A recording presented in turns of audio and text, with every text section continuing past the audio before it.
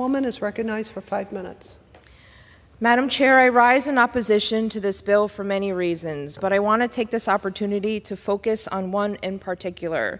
Its attacks on women's reproductive health and rights around the world. In 2024, no woman should die while giving life. Every individual should have the right to decide when, whether, and with whom to start a family. And every person should be able to make choices about their bodies without violence or coercion. But as we have seen, our colleagues do not share this commitment to reproductive rights.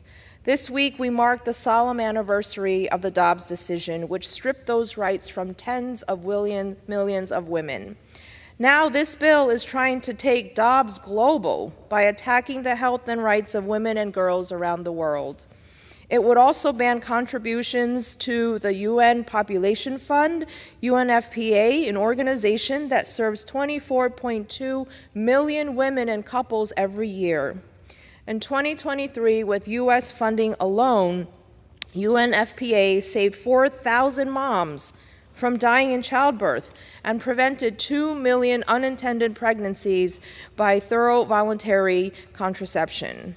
But it gets worse. This bill would also codify the Trump-era global gag rule into law, which violates the trusted relationships between patients and providers and blocks access to essential reproductive health care. For this reason, at the appropriate time, I will offer a motion to recommit this bill back to committee.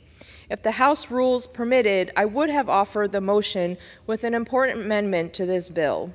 My amendment would simply reinstate current law by striking the ban on funding for UNFPA and bringing U.S. bilateral investments in family planning back to the current enacted level.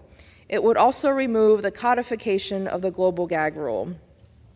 Additionally, my amendment does not change any of the current provisions in law that restrict the use of family planning funds.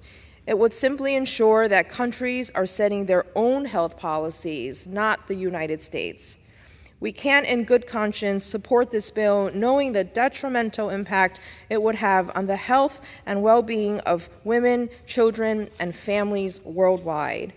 At the end of the debate, I will insert into the record the text of this amendment. I hope my colleagues will join me in voting for the motion to recommit. I yield back.